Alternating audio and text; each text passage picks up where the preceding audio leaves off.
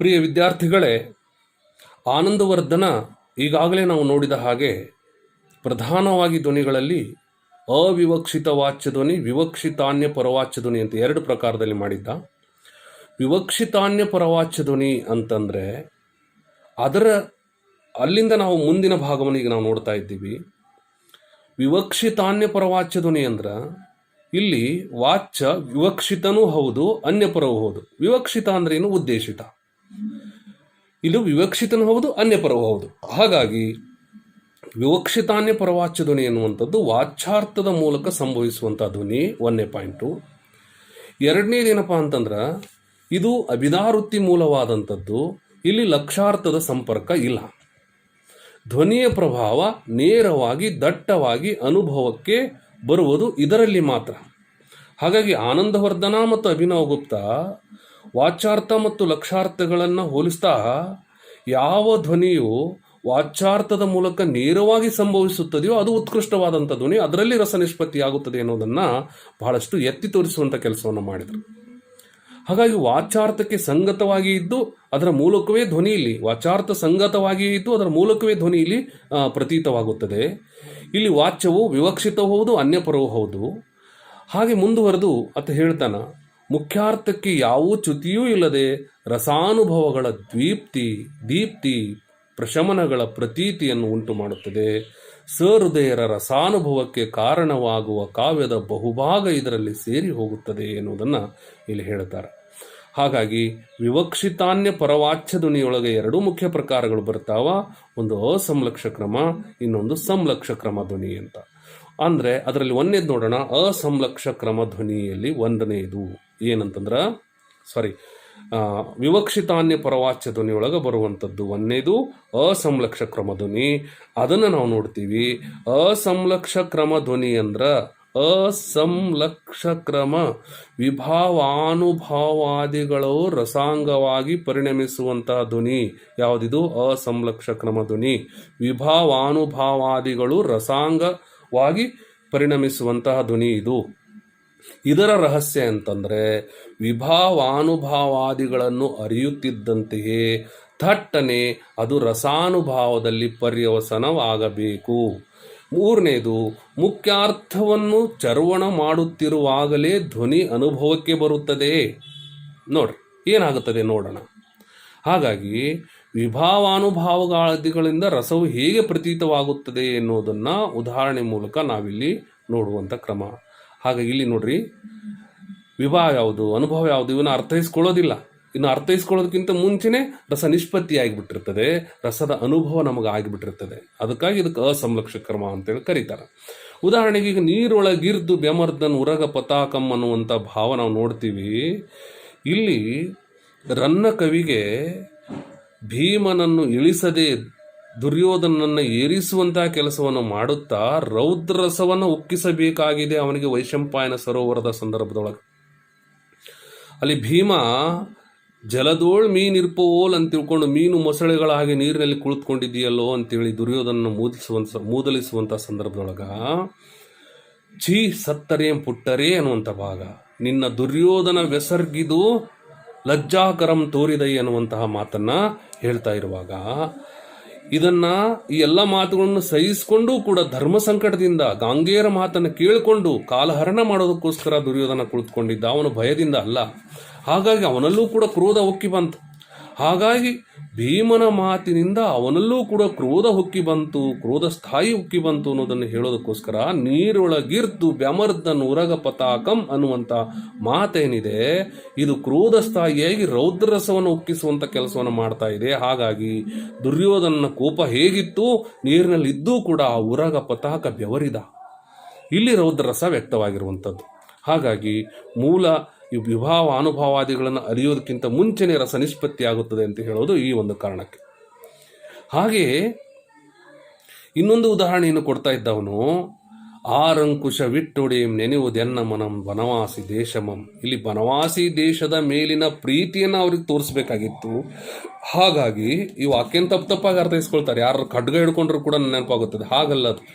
ಆ ರಂಕುಶ ವಿಟ್ಟೋಡೆಯಂ ನೆನೆಯುವುದೆನ್ನ ಮನಂ ಬನವಾಸಿ ದೇಶಮಂ ಅನ್ನುವಂತಹ ವಾಕ್ಯದ ಅರ್ಥ, ಅಂಕುಶ ಹಿಡಿದುಕೊಂಡವರಾರು ಕಂಡರೂ ಕೂಡ ನನಗೆ ಬನವಾಸಿ ನೆನಪಾಗುತ್ತದೆ ಎನ್ನುವಂಥದ್ದು ಬನವಾಸಿ ದೇಶದ ಮೇಲಿನ ಪ್ರೀತಿಯನ್ನು ಅದು ಉಕ್ಕಿಸುತ್ತದೆ ಎನ್ನುವಂತ ನೋಡ್ತೀವಿ. ಹಾಗೆ ನೀಲಾಂಜನೇಯ ನೃತ್ಯ ಪ್ರಸಂಗವನ್ನು ಆದಿಪುರಾಣದಲ್ಲಿ ನಾವು ನೋಡ್ತಾ ಹೋಗ್ತೀವಿ. ಅಲ್ಲಿ ಆದಿನಾಥ ನೃತ್ಯವನ್ನು ನೋಡ್ತಾ ಇದ್ದಕ್ಕಿದ್ದ ಹಾಗೆ ಆ ನೀಲಾಂಜನೇಯ ಆಯುಷ್ಯ ಮುಗಿದು ಬಂದಿತ್ತು. ಅಲ್ಲಿ ಇಂದ್ರ ಆಕೆಗೆ ಇನ್ನೊಂದು ಆತ್ಮವನ್ನು ಆಕೆಯ ದೇಹದಲ್ಲಿ ಸೇರಿಸಿ ಅದನ್ನು ಪುನಃ ನರ್ತನವನ್ನು ಶುರು ಮಾಡ್ದ. ಹೀಗೆ ಏನಂತಂದ್ರೆ ಅಲ್ಲಿ ತಾತ್ಸಾರ, ಜಿಗುಪ್ಸೆ ಎನ್ನುವಂಥ ಭಾವವನ್ನು ಹುಟ್ಟಿಸುವುದಕ್ಕೆ ಎಷ್ಟು ಸುಂದರವಾದಂಥ ಉದಾಹರಣೆ ಕೊಟ್ಟ ಅನ್ನೋದು ಇದ್ರ ಮೂಲಕ ನಮಗೆ ಅರ್ಥ ಆಗ್ತದೆ. ಇದಾದ ಮೇಲೆ ಇನ್ನೊಂದು ಭಾಗ ನೋಡ್ತೀವಿ, ವಿವಕ್ಷಿತಾನ್ಯ ಪರವಾಚ್ಯ ಧ್ವನಿಯೊಳಗ ಎರಡನೇ ಭಾಗ. ಒಂದನೇದು ಅಸಂಲಕ್ಷಕ್ರಮ ಅಂತ ಹೇಳಿದ್ವಿ, ಎರಡನೇದು ಸಂಲಕ್ಷಕ್ರಮ ಧ್ವನಿ ಅಂತ. ಸಂಲಕ್ಷಕ್ರಮ ಧ್ವನಿಗೆ ಅನುರಣನ ಧ್ವನಿ ಅಂತೇಳಿ ಕರೀತಾರ.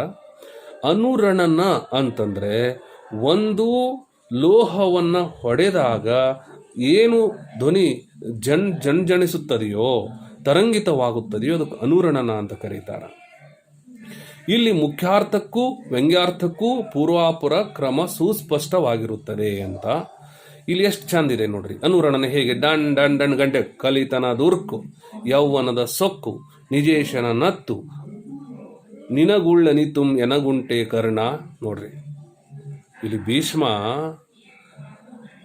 ಭೀಷ್ಮರ ಪಟ್ಟಗಟ್ಟುವ ಸಂದರ್ಭದಲ್ಲಿ ಕರ್ಣನು ಆಕ್ಷೇಪಿಸಿದಂಥ ಸಂದರ್ಭದಲ್ಲಿ ಕರ್ಣನಿಗೆ ಭೀಷ್ಮರು ಬುದ್ಧಿವಾದ ಹೇಳ್ತಾರೆ. ಕಲಿತನದ ಉಕ್ಕು, ಯೌವನದ ಸೊಕ್ಕು, ನಿಜೇಶನ ನಚ್ಚು, ನಿನಗಿದ್ದಷ್ಟು ನನಗಿದೆಯೇ ಕರ್ಣ. ಒಂದೊಂದು ಹೊಡೆತ. ಕಲಿತನದ ಉಕ್ಕು ಢಣ್, ಯೌವನದ ಸೊಕ್ಕು ಢಣ್ ಢಣ್ ಢಣ್ ಗಂಟೆ ಹೊಡೆದಂತೆ. ಮತ್ತೆ ಹೇಳ್ತಾರೆ ಅವರು ಭಾರತಂ ಕಲಹಂ, ಯುದ್ಧ ಮಾಡಕ್ ಹೋಗ್ತಾ ಇರೋದು ಮಹಾಭಾರತ ಯುದ್ಧ. ಎದುರಿಸುವಂ ಹರಿಗನ್, ಯಾರನ್ನ ಎದುರಿಸ್ತಾ ಇದ್ದೀವಿ? ಹರಿಗನನ್. ನೋಡ್ರಿ, ಇಲ್ಲಿ ಪದ್ಯದ ಅರ್ಥಕ್ಕಿಂತ ಈ ಪದ್ಯ ಹೇಗೆ ಹೊಂದುತ್ತದೆ ಸಂಲಕ್ಷ ಕ್ರಮ ಅಂದ್ರೆ ಪ್ರತಿಯೊಂದು ಅನುಭವಕ್ಕೆ ಬರ್ತದ. ಹಾಗಾಗಿ ಢಣ್ ಢಣ್ ಢಣ್ ಅನುರಣ, ಕಲುತನದ ಉರ್ಕು ಢಣ್, ಜೌವನದ ಸೊಕ್ಕು, ನಿಜೇಶನ ನಚ್ಚು, ನಿನಗುಳ್ಳಲಿತಂ ಎನಗುಂಟೆ ಕರ್ಣ, ಭಾರತಂ ಕಲಹಂ ಇದಿರ್ಚುವಂ ಹರಿಗನ್. ನೋಡ್ರಿ, ಢಣ್ ಢಣ್ ಢಣ್ ಅರ್ಥೈಸ್ಕೊಳ್ತಾ ಹೋಗ್ತೀವಿ. ಹಾಗೆ ಹೇಳಿ ಮುಂದೆ ಬಹಳ ಸುಂದರವಾದ ಮಾತು ಹೇಳ್ತಾನ. ಸೂಳ್ಪಡಿಯಲಪ್ಪುದು ಕಾಣ ಮಹಾಜರಂಗದೋಳ್. ಅಯ್ಯೋ ಅಣ್ಣ, ನಾನು ಹೋಗುತ್ತೇನೆ, ನಾನು ಸಾಯುತ್ತೇನೆ, ಇನ್ನೊಬ್ಬರು ಹೋಗುತ್ತಾರೆ, ಅವರು ಸಾಯುತ್ತಾರೆ, ನಿನಗೂ ಸರಿದಿ ಬರುತ್ತದೆ. ಇದು ವಾಚ್ಯ ಕೊಡೋದಕ್ಕಿಂತ ಹೆಚ್ಚು ಬಹಳ ಅದ್ಭುತವಾದಂತಹ ಏನಂತಂದ್ರ ಮಹಾಭಾರತ ಯುದ್ಧದ ಭೀಕರತೆಯನ್ನ, ಆಮೇಲೆ ಅರ್ಜುನನ ಶೌರ್ಯವನ್ನ, ಕೃಷ್ಣನ ತಂತ್ರವನ್ನ ಬಹಳ ವ್ಯವಸ್ಥಿತವಾಗಿ ಕಟ್ಟಿಕೊಡುವಂತ ಕೆಲಸವನ್ನು ಈ ಪದ್ಯ ಮಾಡ್ತದೆ. ಹಾಗಾಗಿ ಇದು ಸಂಲಕ್ಷ ಕ್ರಮ ಅನ್ನುವಂಥ, ಅಂದ್ರೆ ಮುಖ್ಯಾರ್ಥಕ್ಕೂ ವ್ಯಂಗ್ಯಾರ್ಥಕ್ಕೂ ಪೂರ್ವಾಪರ ಕ್ರಮವನ್ನ ಇದು ಕಂಡು ಬರ್ತದೆ. ಇನ್ನು ವ್ಯಂಗ್ಯ ಏನು ಬಂತು? ಯಾಕಪ್ಪ ಅವಸರ ಮಾಡ್ತೀಯಾ, ಈಗ ನನ್ನ ಸರದಿ ನಾಳೆ ನಿನ್ನ ಸರದಿ ಬರುತ್ತದೆ, ಅಂದ್ರೆ ನಾನು ಹೋಗುವವನೇ ನೀನು ಕೂಡ ಹೋಗುವವನೇ ಅನ್ನುವಂಥ ವ್ಯಂಗ್ಯ ಧ್ವನಿ ಇಲ್ಲಿ ತೋರಿಸಿದ್ದನ್ನು ನಾವು ನೋಡ್ತೀವಿ. ಹಾಗೆ ಈ ಒಂದು ವೈಶಂಪಾಯನ ಸರೋವರದ ಎಡೆಗೆ ಈ ದುರ್ಯೋಧನ ಹೋಗುವಂಥ ಸಂದರ್ಭದೊಳಗ, ಇದು ಪಾತಾಳದ ಬಿಲಕ್ಕೆ ಬಾಗಿಲ್, ಇಲ್ಲಿ ಬಾಳ್ವರಂ ಕದಡದಿರು, ಇತ್ತ ಬಾರದಿರ್ ಇತ್ತ ಸಾರದಿರ್. ನೋಡ್ರಿ, ಕದಡದಿರ್, ಬಾರದಿರ್, ಸಾರದಿರ್. ಅಲ್ಲಿರ್ತಕ್ಕಂಥ ಪಕ್ಷಿಗಳು ದುರ್ಯೋಧನ ಬರೋದನ್ನ ಹೇಳ್ತಾ ಇದ್ದಾರೆ. ಇಲ್ಲಿ ಬಾಳುವವರು ಮಾತ್ರ ಇರುತ್ತಾರೆ, ನೀನ್ಯಾಕೆ ಬರ್ತೀಯಪ್ಪ ಸಾಯೋದಕ್ಕೆ ಹೋಗುವಂಥ ಮನುಷ್ಯ. ಇತ್ತ ಬಾರದಿರ್, ಕದಡದಿರ್, ಸಾರದಿರ್, ಢಣ್ ಢಣ್ ಢಣ್ ಅನುರಣನ ಇಲ್ಲಿ ಆಗ್ತಾ ಇರೋದನ್ನು ನೋಡ್ತೀವಿ. ಹೀಗೆ ಈ ಒಂದು ಸಂಲಕ್ಷ ಕ್ರಮ ಅಸಂಲಕ್ಷ ಕ್ರಮನ ನೋಡಿದ್ವಿ. ಇನ್ನು ಮತ್ತೆ ಸಂಲಕ್ಷ ಕ್ರಮದೊಳಗೆ ಮತ್ತೆ ಎರಡು ಭಾಗಗಳನ್ನು ಮಾಡಿದ್ದನ್ನು ನೋಡ್ತೀವಿ. ಅದರಲ್ಲಿ ಒಂದೇದು ಶಬ್ದಶಕ್ತಿ ಮೂಲ, ಇನ್ನೊಂದು ಅರ್ಥಶಕ್ತಿ ಮೂಲ ಧ್ವನಿ ಅಂತ. ಶಬ್ದಶಕ್ತಿ ಮೂಲ ಧ್ವನಿಗೆ ಇನ್ನೊಂದು ಹೆಸರು ಅಲಂಕಾರ ಧ್ವನಿ ಅಂತೇಳಿ. ಈ ಅಲಂಕಾರ ಧ್ವನಿ, ಶಬ್ದಶಕ್ತಿ ಮೂಲ ಧ್ವನಿ ಅಂದ್ರೆ ಅಲಂಕಾರ ಧ್ವನಿ. ಇಲ್ಲಿ ಬಹಳ ಮುಖ್ಯವಾಗಿ ನೀವು ತಿಳ್ಕೋರಿ, ಅಲಂಕಾರ ಧ್ವನಿ ಅಂತಂದ್ರೆ ಶ್ಲೇಷೆಯಿಂದ ಸಂಭವಿಸುವಂತ ಧ್ವನಿ ಅಂತ. ಶ್ಲೇಷ ಅಲಂಕಾರ ಏನ್ ಮಾಡ್ತದೆ? ಶಬ್ದ ಒಂದು ಬಳಸಿದ್ರು ಕೂಡ ಅರ್ಥ ಎರಡು ಕೊಡ್ತಾ ಇರ್ತದೆ. ಹಾಗಾಗಿ ಶ್ಲೇಷೆಯ ಮೂಲಕ ಸಂಭವಿಸುವಂತ ಧ್ವನಿ ಸುಮ್ಮನೆ ತಿಳಿದುಕೊಳ್ಳೋದಕ್ಕೋಸ್ಕರ ಅಂದ್ರೆ ಇದನ್ನ ಅಲಂಕಾರ ಧ್ವನಿ ಅಂತ ಏನು ಕರೆದ. ಅಲಂಕಾರನ ಶ್ಲೇಷ ಅಲಂಕಾರನೇ ತಿಳ್ಕೋರಿ.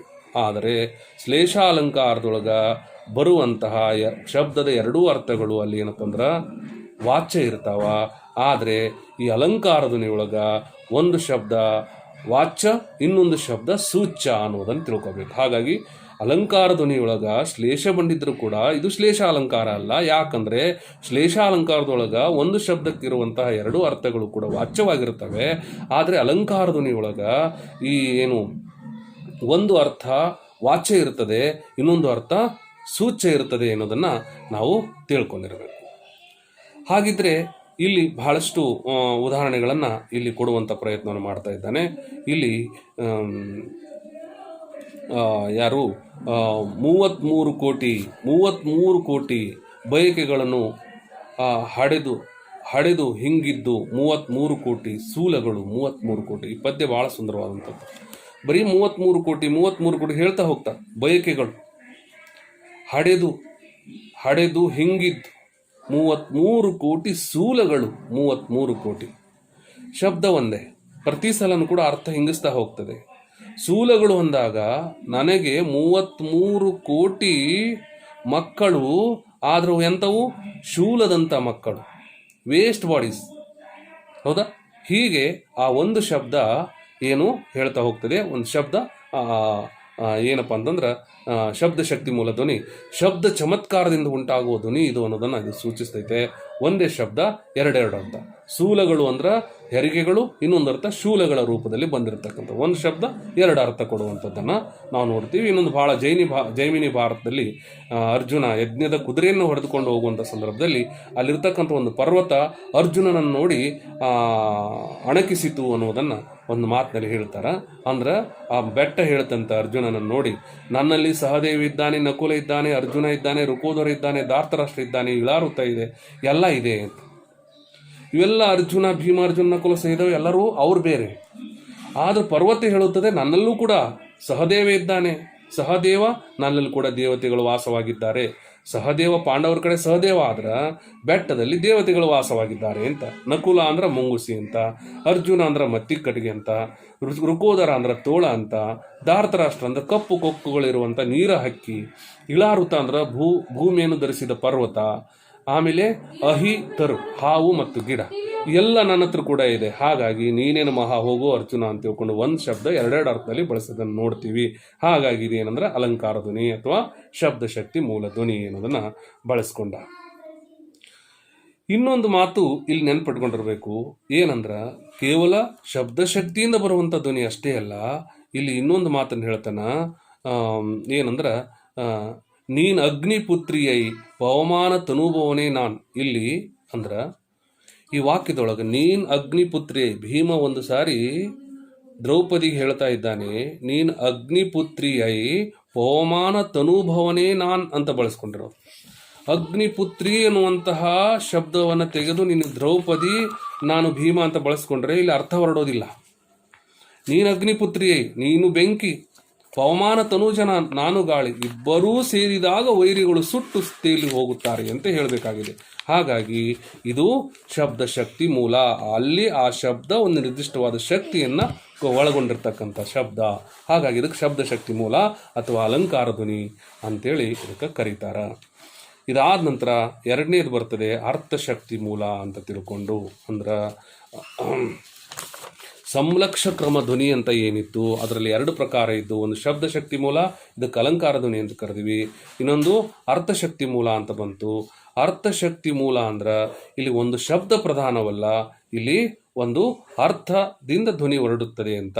ಇಲ್ಲಿ ಗುಣೀಭೂತ ವ್ಯಂಗ್ಯ ಮುಖ್ಯವಾಗಿರ್ತದೆ ಅನ್ನೋದನ್ನು ತಿಳ್ಕೋಬೇಕು. ಹಾಗಾಗಿ ಒಂದು ಅರ್ಥ ಇನ್ನೊಂದು ಅರ್ಥವನ್ನು ತಾತ್ಪರ್ಯದಿಂದ ಧ್ವನಿಸುತ್ತದೆ ಅಂತ ತಿಳ್ಕೊಂಡು ಹೇಳೋದು. ಏನು ಹೀಗದ್ರೆ ಅನ್ನೋದನ್ನ ನೋಡ್ಬೇಕು. ಅರ್ಥಶಕ್ತಿ ಮೂಲ ಅಂತಂದ್ರೆ ಈಗ ಪಾರ್ವತಿಯ ಮದುವೆ ಮಾಡಬೇಕು ಅಂತ ಅವ್ರ ತಂದೆ ತಾಯಿಗಳು ಯೋಚನೆ ಮಾಡ್ತಾ ಇದ್ದಾಗ ಆ ಮದುವೆ ವಿಚಾರವನ್ನು ಚರ್ಚೆ ಮಾಡ್ತಾ ಇರುವಂಥ ಸಂದರ್ಭದಲ್ಲಿ ತನ್ನ ತಂದೆಯ ಪಕ್ಕದಲ್ಲಿ ಪಾರ್ವತಿ ನಿಂತ್ಕೊಂಡಿದ್ಲು. ತನಗೆ ಶಿವನನ್ನ ಮದುವೆ ಮಾಡಿಕೊಳ್ಳಲು ಇಷ್ಟವಿದೆ ಅಂತ ತಿಳ್ಕೊಂಡು ಅವಕ್ಕೆ ಹೇಳುವುದಿಲ್ಲ, ಆದರೆ ಆಕೆಯ ಕೃತ್ಯ ತಿಳಿಸುತ್ತದೆ. ಏನಪ್ಪಾ ಅಂದ್ರೆ ನೋಡ್ರಿ, ತಂದೆಯ ಪಕ್ಕದಲ್ಲಿ ಪಾರ್ವತಿ ನಿಂತುಕೊಂಡು ತಲೆ ತಗ್ಗಿಸಿ ಕಮಲಪತ್ರವನ್ನು ಎಣಿಕೆ ಮಾಡುತ್ತಿದ್ದಳು. ನಾಚಿಕೆಯಿಂದ ತಲೆ ತೆಗೆಸಿ ಕಮಲಪತ್ರವನ್ನು ಎಣಿಕೆ ಮಾಡುತ್ತಿದ್ದಳು. ಕಮಲಪತ್ರ ಎಣಿಕೆ ಮಾಡೋದಕ್ಕೂ ಇದಕ್ಕೇನು ಸಂಬಂಧ ಇಲ್ಲ, ಆದರೆ ತನ್ನ ಒಪ್ಪಿಗೆಯನ್ನು ಸೂಚಿಸಿದಳು ಅನ್ನೋದು ಇಲ್ಲಿ ಸೂಚಿಸುತ್ತದೆ. ಹಾಗಾಗಿ ಇದಕ್ಕೆ ಏನು ಅರ್ಥಶಕ್ತಿ ಮೂಲ. ಆ ಕೊಡುವ ವಾಕ್ಯ, ಅದು ಕೊಡುವಂಥ ಅರ್ಥ ಅಲ್ಲಿ ಬಹಳ ಮುಖ್ಯವಾಗಿ ಬರ್ತದೆ. ಇನ್ನೂ ಒಂದು ಉದಾಹರಣೆ ಬಹಳ ಸುಂದರವಾಗಿ ಕೊಡ್ತಾರ. ಒಬ್ಬ ಯುವತಿ ತನ್ನ ಹೊಲಕ್ಕೆ ಹೋಗೋದಕ್ಕೆ ನನಗೆ ಇಷ್ಟ ಇಲ್ಲ ಅಂತೇಳಿ ಅವ್ರ ತಾಯಿ ಮುಂದೆ ಹೇಳ್ತಾ ಇದ್ದ. ಅದರಲ್ಲಿ ಏನು ಬರ್ತದೆ ಅಂದ್ರೆ,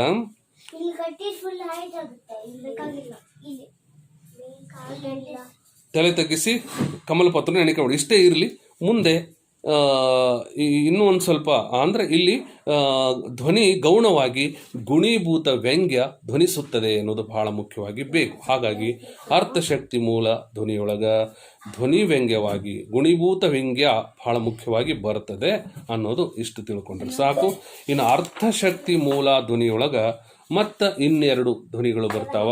ಅವು ಅಂದ್ರೆ ಪ್ರೌಢೋಕ್ತಿ ನಿಷ್ಪನ್ನ ಮತ್ತು ಸ್ವತಃ ಸಂಭವಿ ಎನ್ನುವಂಥ ಭಾಗನೂ ಕೂಡ ಅದರಲ್ಲಿ ಬರ್ತದೆ. ಈ ಪ್ರೌಢೋಕ್ತಿ ನಿಷ್ಪನ್ನ ಧ್ವನಿ ಅಂತಂದ್ರೆ ಪ್ರೌಢೋಕ್ತಿ ನಿಷ್ಪನ್ನ ಮತ್ತು ಸ್ವತಃ ಸಂಭವಿ ಎನ್ನುವಂಥದ್ದು ಎರಡು ಬರ್ತದೆ. ಪ್ರೌಢೋಕ್ತಿ ನಿಷ್ಪನ್ನ ಧ್ವನಿ ಅನ್ನೋದರಲ್ಲಿ ಪ್ರೌಢವಾದ ಉಕ್ತಿ ಇರ್ತದೆ ಅಂತ ಅಷ್ಟೇ ತಿಳ್ಕೊಂಡು, ಎಲ್ಲಿ ಎಲ್ಲಿ ಜಾನಪದ ತ್ರಿಪದಿಗಳು ಬರ್ತಾವೆ ಅವೆಲ್ಲ ಪ್ರೌಢೋಕ್ತಿ ನಿಷ್ಪನ್ನ, ಇಷ್ಟು ತಿಳ್ಕೊರಿ. ಇದು ಬಹಳ ಡಿಟೇಲ್ ಆಗಿರ್ತಕ್ಕಂಥ ಧ್ವನಿ. ಇನ್ನು ಕೊನೆಯದು ಸ್ವತಃ ಸಂಭವಿ ಧ್ವನಿ ಎನ್ನುವಂಥದ್ದು ಒಂದು ಬರ್ತದೆ. ಸ್ವತಃ ಸಂಭವಿ ಧ್ವನಿ ಅಂತಂದ್ರೆ ಇಲ್ಲಿ ನೋಡ್ರಿ, ಆ ಪದ್ಯವನ್ನು ನೋಡ್ತಾ ಇದ್ದಾಗ ಸ್ವತಃ ಸಂಭವಿಸಿ ಬಿಡ್ತದೆ. ಹೆಂಗ ಒಬ್ಬ ಯುವತಿ ಅವ್ರ ತಾಯಿಗೆ ಹೇಳ್ತಾ ಇದ್ದಾಳೆ, ಅವ್ವ ನಾನು ಗದ್ದೆಗೆ ಹೋಗೋದಿಲ್ಲ. ಅಯ್ಯೋ ಗದ್ದೆಗೆ ಹೋಗೇನು ನಾನು, ನೆಲ್ಲನು ತಿಂದುಕೊಳ್ಳಲಿ ಗಿಳಿವಿಂಡು, ಅರಿತರಿತು ದಾರಿ ಹೋಗೋರು ದಾರಿಯ ಬೆಸಗೊಳ್ಳುವರು ಮತ್ತೆ ಮತ್ತೆ. ಹಿಂಗಂದ್ರೆ ಏನಂದ್ರ, ನಾನು ಗದ್ದೆಗೆ ಹೋಗೋದಿಲ್ಲ, ನೆಲ್ಲನ್ನ ಪಕ್ಷಿಗಳು ತಿಂದ್ರೆ ತಿನ್ಲಿ, ಆದ್ರೆ ನಾನಲ್ಲಿ ಇದ್ನಂದ್ರ ದಾರಿ ಹೋಗೋರು ಅರಿತರಿತು ಹೋದವರು ಮತ್ತೆ ವಾಪಸ್ ಬರ್ತಾರ, ವಾಪಸ್ ಬಂದ್ರು ಮತ್ತೆ ಹೋಗ್ತಾರ. ಹಾಗಿದ್ರೆ ಈ ವಾಕ್ಯ ಏನಂತ ಅನಿಸುತ್ತದೆ ಅಂದ್ರೆ, ಆ ಹುಡುಗಿ ಸುಂದರವಾಗಿದ್ಲು, ಹಾಗಾಗಿ ಇಲ್ಲಿನ ಜನ ಮೇಲಿಂದ ಮೇಲೆ ಬರೋದು ಹೋಗೋದು ಮಾಡ್ತಾ ಇದ್ರು ಅನ್ನೋದು ಸೂಚಿಸುತ್ತದೆ. ಹಾಗಾಗಿ ಇಲ್ಲಿ ಆಕೆ ಸೌಂದರ್ಯ ಇದೆ ಅನ್ನೋದು ಸ್ವತಃ ಸಂಭವಿಸುತ್ತದೆ ಈ ವಾಕ್ಯನ ಓದಿದಾಗ ಅನ್ನೋದು ಸೂಚಿಸ್ತದೆ. ಹೀಗೆ ಏನಂದ್ರೆ ಇದಕ್ಕೆ ಸ್ವತಃ ಸಂಭವಿ ಅಂತೇಳಿ ಕರೆದ್ರು. ಹೀಗೆ ಧ್ವನಿ ಪ್ರಭೇದಗಳನ್ನು ಹೇಳುತ್ತಿರ್ತಕ್ಕಂಥ ಸಂದರ್ಭದಲ್ಲಿ ಆನಂದವರ್ಧನ ಬಹಳ ಮುಖ್ಯವಾದ ಕೆಲವು ವಿಚಾರಗಳನ್ನು ಹೇಳಿದ. ಅವಿವಕ್ಷಿತ ವಾಚ್ಯ ಧ್ವನಿ, ವಿವಕ್ಷಿತಾನ್ಯ ಪರವಾಚ್ಯ ಧ್ವನಿ ಅಂತ. ಹೌದಾ? ಅವಿವಕ್ಷಿತ ವಾಚ್ಯ ಧ್ವನಿ ಅಂದ್ರೆ ಲಕ್ಷಾರ್ಥದ ಮೂಲಕ ಸಂಭವಿಸುತ್ತಿದೆ ಅಂತ ಹೇಳಿದ. ಅದರಲ್ಲಿ ಮತ್ತೆ ಎರಡು ಪ್ರಕಾರಗಳನ್ನ ಹೇಳಿದ. ವಿವಕ್ಷಿತಾನ್ಯ ಪರವಾಚ್ಯ ಧ್ವನಿಯೊಳಗ ಮತ್ತು ವಿಭಾಗಗಳನ್ನು ಹೇಳ್ತಾ ಬಂದ. ಹೀಗೆ ಧ್ವನಿಯಲ್ಲಿ ಇವು ಧ್ವನಿ ವಿಭಾಗಗಳನ್ನ ಇದರಲ್ಲಿ ಹೇಳಿದರು. ಇದಾದ ನಂತರ ಇವೆಲ್ಲ ಏನು ನಾವುಗಳನ್ನು ಚರ್ಚೆ ಮಾಡಿದ್ವಿ, ಎಲ್ಲ ಧ್ವನಿಗಳು ವ್ಯಂಗ್ಯದ ದೃಷ್ಟಿಯಿಂದ ಚರ್ಚಿತವಾದ ಧ್ವನಿಗಳು. ಬಹಳ ಮುಖ್ಯವಾದ ಪಾಯಿಂಟ್ ನಾನು ಮರೆತೇ ಬಿಟ್ಟಿದ್ದೆ. ಅಂದ್ರೆ ನಾವೇನು ಅವಿವಕ್ಷಿತ ವಾಚ್ಯ ಧ್ವನಿ, ವಿವಕ್ಷಿತಾನ್ಯ ಪರವಾಚ್ಯ ಧ್ವನಿ ಅಂತ ಏನು ನಾವು ಎರಡು ಭಾಗಗಳನ್ನು ನೋಡ್ಕೊಂಡಿದ್ವಿ, ಈ ಎಲ್ಲ ಧ್ವನಿಗಳು ಕೂಡ ಏನು ವ್ಯಂಗ್ಯದ ದೃಷ್ಟಿಯಿಂದ ಚರ್ಚಿತವಾದ ಧ್ವನಿಗಳು ಅನ್ನೋದನ್ನು ಅರ್ಥೈಸ್ಕೊಳ್ಬೇಕು.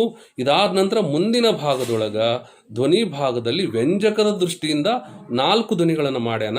ಒಂದು ವರ್ಣಧ್ವನಿ, ಪದಧ್ವನಿ, ವಾಕ್ಯಧ್ವನಿ, ಪ್ರಬಂಧ ಧ್ವನಿ ಅಂತ. ಅದನ್ನು ಚರ್ಚೆ ಮಾಡೋಣ. ಅದಾದಮೇಲೆ ಅಲಂಕಾರ ಧ್ವನಿ, ರಸಧ್ವನಿ ಮತ್ತು ವಸ್ತು ಧ್ವನಿಯನ್ನು ಚರ್ಚೆ ಮಾಡಿದ್ರೆ ಧ್ವನಿ ಪ್ರಭೇದಗಳು ಮುಗಿತಾವ. ಅಲ್ಲಿನ ಮುಂದಿನ ವಿಡಿಯೋದಲ್ಲಿ ಅದನ್ನು ಚರ್ಚೆ ಮಾಡೋಣ. ಪ್ರಿಯ ವಿದ್ಯಾರ್ಥಿಗಳೇ, ಎಲ್ಲರಿಗೂ ನಮಸ್ಕಾರ.